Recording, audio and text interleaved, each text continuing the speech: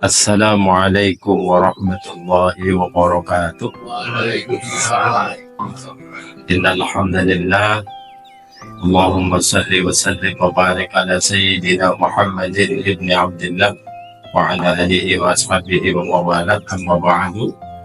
Ma'asyiral muslimin wal muslimat, jamaah salat tarawih Masjid Az-Zaini yang kami hormati, alhamdulillah malam hari ini atas karunia yang besar Allah Subhanahu wa Ta'ala, kita masuk ke bulan yang luar biasa, bulan Ramadan. Malam ini malam pertama masuk bulan suci Ramadan, di mana bulan ini adalah bulan yang barokah. Ada sebuah ungkapan menyebutkan sahru rajaba syahrullah, sahru sya'bana sahru rasulillah, wa sahru ramadana sahru ummati. Bulan Rajab bulan Allah, bulan Sya'ban bulannya Rasulullah, dan bulan Ramadan adalah bulannya umatku. Orang yang oleh Allah diberi karunia bisa menjumpai bulan Ramadan adalah sebuah keberuntungan yang luar biasa. Karena apa?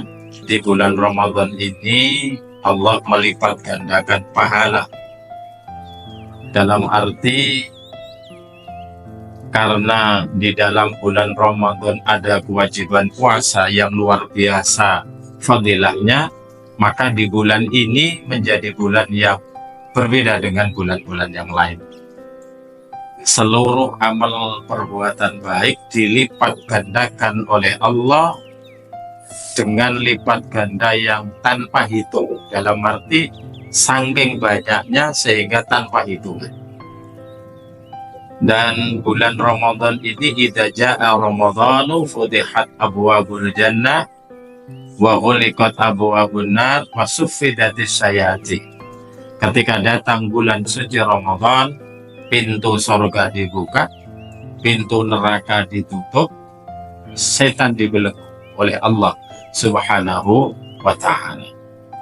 Oleh karenanya patut kita bersukaria secara batiniah ukhrawiyah, karena harapan kita di bulan ini kita bisa menggapai banyak pahala, menggapai peluang-peluang maghrib maghfirahibun Allah, peluang-peluang naiknya derajat kita dan kedekatan kita kepada Allah Subhanahu wa Ta'ala.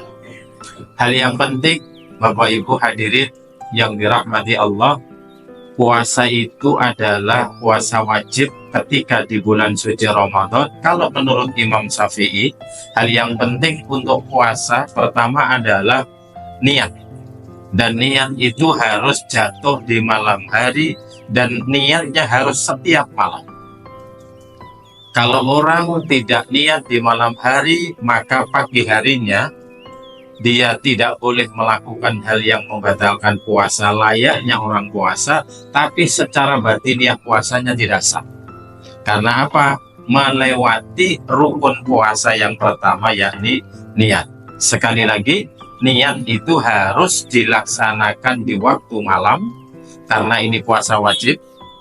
Malam itu antara maghrib sampai sebelum subuh, dan harus dilakukan setiap malam. Karena menurut Imam Syafi'i, ibadah puasa per hari itu ibadah sendiri-sendiri.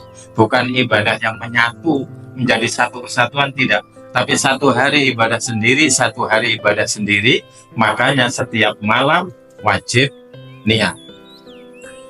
Pada siang harinya, dimulai subuh sampai maghrib, itu kita dilarang melakukan hal-hal yang membatalkan puasa, seperti masuknya benda ke jauh, masuknya benda ke lubang yang bisa menuju perut. Benda apapun itu, semuanya kalau dilakukan di malam hari, di siang hari di bulan puasa ini akan membatalkan puasa. Mohon maaf kalau guyonan, andaikan siang hari orang meleding gitu, kemudian lubang duburnya kok terbuka, terus dikasih neker misalnya masuk ke situ, maka ini juga akan membatalkan puasa. Karena Yang membatalkan puasa salah satunya adalah masuknya benda di jauh rongga yang bisa menuju ke perut. Semua benda yang bisa menuju ke perut, maka itu akan membatalkan puasa. Merokok itu masuk di dalamnya, walaupun rokok tidak berupa benda. Tetapi kesepakatan ulama, merokok adalah bagian yang membatalkan puasa. Hal lain dalam puasa ini ada dua aspek. Pertama, niat dan meninggalkan yang membatalkan puasa, itu unsurnya adalah sahnya puasa. Kalau niat dan tidak melakukan hal yang membatalkan puasa mulai ba'da subuh sampai maghrib, maka puasanya sah. Namun di balik keabsahan puasa, pada puasa ini harus diperhatikan, jangan sampai puasa kita yang muncul hanya lapar dan dahaga saja, aspek keabsahannya sah, tapi pahalanya tidak ada. Apa perbuatan yang bisa menyebabkan hilangnya pahala, walaupun sah puasanya, tapi pahalanya tidak ada? Itu adalah ngerasani. Ghibah, ngerasani, menggunjing. Telinga mendengarkan sesuatu yang maksiat, mata melihat sesuatu yang maksiat. Hal-hal seperti ini puasanya tetap sah, tetapi tidak ada pahalanya. Yang ada hanya lapar dan dahaga. Memang secara tuntutan orang ini sudah lepas dari tuntutan kewajiban puasa, tetapi pahalanya menjadi tidak ada. Oleh karenanya, ketika masuk bulan suci Ramadan seperti ini, mari kita jaga diri, jaga mata, jaga lisan, jaga telinga, jaga seluruh anggota fisik kita untuk tidak melakukan hal-hal yang maksiat. Daripada maksiat, lebih baik tidur. Lebih baik tidur. Kenapa? Kalau tidur semuanya istirahat, tidak berpeluang melaksanakan maksiat. Sehingga ada ungkapan naumus shaimi ibadah, tidurnya orang puasa itu ibadah. Ini bukan berarti mendorong kita kalau puasa harus tidur aja lah. Ya tidak begitu. Tetapi betapa mulianya puasa sehingga tidur pun kalau puasa itu memiliki makna yang sangat besar. Itu karena apa? Kebesaran nilai ibadah puasa yang Allah berikan kepada kita umat Rasulullah Muhammad Sallallahu Alaihi Wasallam. Saya kira ini saja. Hal yang lain mungkin tambahannya, kesunahan puasa itu apa? Mensegerakan berbuka, kemudian mengakhirkan sahur, memberikan buka kepada orang lain, memberi buka. Jadi pas waktu maghrib, saat itulah kita memberikan sesuatu, walaupun seteguk air. Itu berbeda dengan kita ngasih makan tapi setelah tarawih, itu berbeda. Kalau ngasih makan setelah tarawih itu bukan kategori iftar, memberikan buka. Yang namanya memberikan buka ya memang sesuatu yang dipakai untuk berbuka. Pahalanya berbeda, lebih besar ketika memberikan buka. Maka ambil aja kesempatan ini, walaupun hanya seteguk air. Itu hal-hal yang berkaitan dengan sunnah puasa.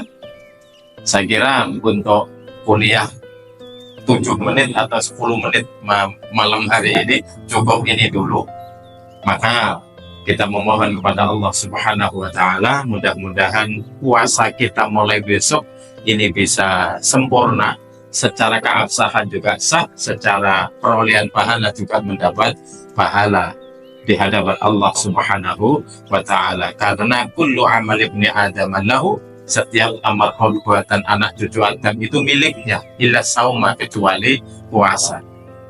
Fa innahu li, kalau puasa itu milikku, wa ana ajzibih, dan saya sendiri yang akan membalasnya, kata Allah. Karena setiap amal perbuatan itu ada bentuk amaliyah. Sedekah ada bentuknya, sholat ada bentuknya, haji apalagi ada bentuknya.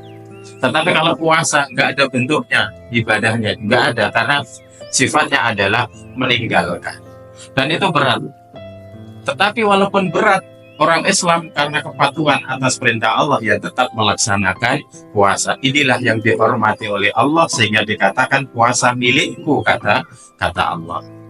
Permohonan kita mudah-mudahan mulai besok puasa kita betul-betul diterima oleh Allah Subhanahu wa Ta'ala. Kita diberi sehat walafiat zahiran wa batinan, iman kita juga tetap ikhlas di dalam beribadah, diberi keringanan untuk melaksanakan kewajiban dan sunnah-sunnah ketika bulan suci Ramadan. Ini saja, ada kurang lebihnya mohon maaf. Wallahul muwaffiq ila aqwamit thoriq. Wassalamualaikum warahmatullahi wabarakatuh.